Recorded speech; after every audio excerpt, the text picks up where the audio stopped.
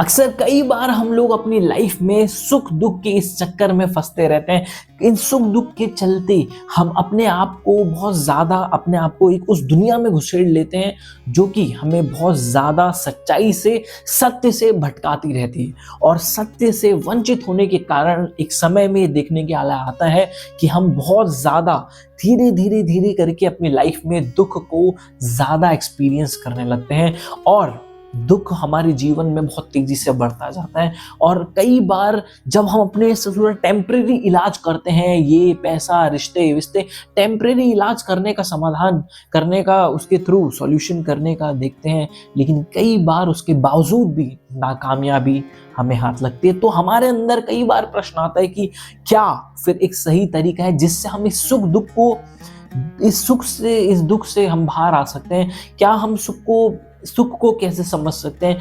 क्या ये जो सुख है जिसे मैं समझ रहा हूँ क्या वास्तव में सुख है?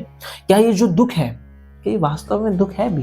क्योंकि अगर ये दुख है तो सामने वाला इस सिचुएशन में कैसे सुखी रह सकता है? तो इसी को समझने के लिए चलते हैं हम अष्टावक्र गीता के अंदर। हमारे अष्टावक्र जी जो कि राजा जनक जी के गुरु थे, उनके दिए गए सीख पर। लेकिन उससे पहले अगर चैनल को आपने सब्सक्राइब नहीं किया है तो सब्सक्राइब कर दें। आपकी कोई भी क्वेश्चंस है, कोई भी क्वारीज है तो नीचे कमेंट्स करके ज़रूर बताएं। हम कोशिश करेंगे उन पर वीडियोस लाने की और उन क्वेश्चंस को, उन प्रॉब्लम्स को जो आप फेस कर रहे हैं उनको सॉल्व करने की। तो क्या वो तरीके हैं जिससे हम इसको, अपने इस दुख से बाहर आ सकते हैं? उसके लिए आइए फिर से चलते हैं हमारे अष्टावक्र गीता के अंदर। तो आइए, ये रहा आपका समाधान। तो यहां अष्टावक्र जी कहते हैं क्या? अष्टावक्र जी आगे कहते हैं कि हे राजन, संसारी अधर्म, धर्म अधर्म, सुख दुख सभी आपके मन के मिथ्या संकल्प का परिणाम है। विधि निषेध की यह रूप स्थायी है, परिवर्तनशील है। आत्मा ना तो करता है और ना भोगता, वह तो सदा सर्वदा इनसे मुक्त रहता है। यही सच्चा स्वभाव है। जी हाँ, ये इतनी गहरी सीख है। अगर हम इसको अपनी लाइफ में सच्चे दिल से इसको अप्लाई कर लें तो सारे जीवन का सारी सीख है। क्योंकि हम अपने इस लाइफ में, अपने इस अहम भाव के चलते इतना ज्यादा अपने मैं के अराउंड घुमा लेते हैं कि हमें लगता है कि we are the controller of everything, जबकि वास्तव में ऐसा नहीं होता है। क्योंकि इसमें जिस तरीके से कहा गया है कि सुख दुख, धर्म अधर्म, यानी कि सही और गलत, ये सब हमारे एक विधि निषेध का कारण है। क्या सही है, क्या गलत है, ये सारे हमारे ये संसारिक इन चीजों से जुड़ा हुआ है। लेकिन आत्मा जो है, धर्म अधर्म, सही क्या है गलत क्या है, ये सब हमारे विधि निषेध है। क्योंकि जो भी चीजों को लेकर आप परेशान हो, चिंतित हो, ये सारी ही प्रकृति के नियम के अधीन है। जो कि श्रीमद् भगवद गीता के अंदर श्री कृष्ण जी भी अर्जुन को कहते हैं, Arjun, nothing is permanent in this world accept changes. परिवर्तन ही संसार का नियम है। और इसीलिए ये जो इसमें स्पष्ट कहा गया है कि धर्म अधर्म, जो ये सही गलत जो है, ये सब विधि निषेध का कारण है। जो भी आप यहाँ से सोच रहे हो, आप 2 मिनट के लिए सोचिए। आप घर बार, रिश्ते नाते, जिसके भी लेवल पर आप सोच रहे हैं, क्या वो चीज ऐसी है जो नॉन चेंजेबल है?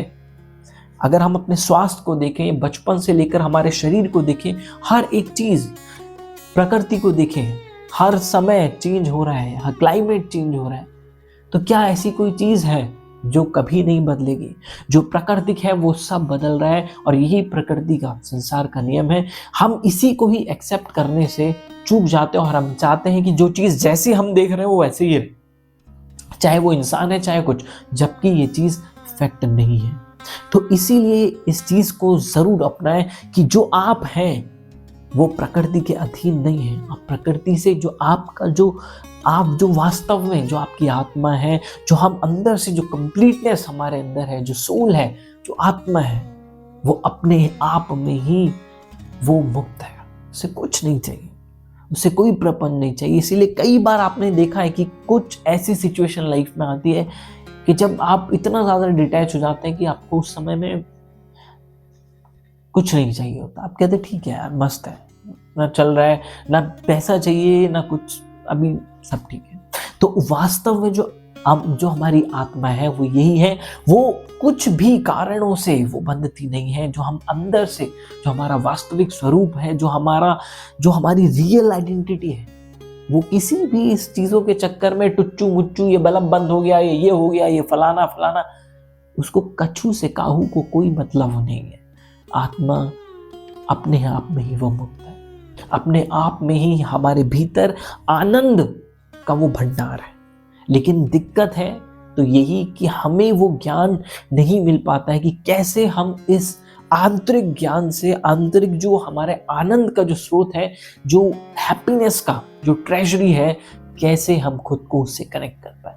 इसी के लिए चाहिए होता है हमें ऐसा दिव्य ज्ञान, और साथ ही साथ इससे भी बड़ी चीज वो है सद्गुरु की संगत। जी हाँ, क्योंकि गुरु रे ब्रह्मा गुरु रे विष्णु गुरु रे देवो महेश्वरा। गुरु के बिना एक सही मेंटोर, एक ज्ञानी, गुरु के जो कि ज्ञानी भी है और तत्वदर्शी भी है, जब तक हम उसके पास नहीं जाते, हम इस पूंजी को, जो हमारी आंतरिक पूंजी है, उसकी जो ट्रेजरी है, उसकी चाबी, हम उसके थ्रू नहीं खोल पाते। और वही चाबी होती है गुरु।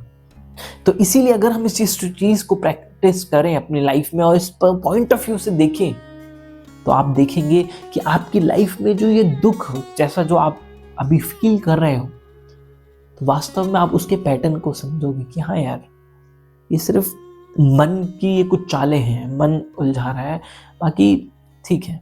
आप इससे बिल्कुल अलग हो। आप जो अंदर से हो वो एक बहुत बड़ी, एक बहुत कीमती चीज हो। उसे ना तो कोई चीज ही लुभा सकती है, ना ही उसको कोई कामना है। आप अपने आप में ही सारे आनंद के पहुंचो। इसी को कहते हैं आत्म दीपो भव। जो आपके अंदर दीपक है उसको जलाइए और उस तरीके से सोचने का प्रयास करें। ये वीडियो आपको कैसी लगी है ये नीचे कमेंट करके जरूर बताएं। इस चैनल को सब्सक्राइब जरूर करें और इसी सीरीज से जुड़ी हुई जो और वीडियोस हैं जरूर उनको देखिए। मुझे पूरा भरोसा है कि वो भी आपकी लाइफ में कुछ कीमती वैल्यू एड ऑन जरूर करेंगे। मिलते हैं नेक्स्ट वीडियो में। Till then take care.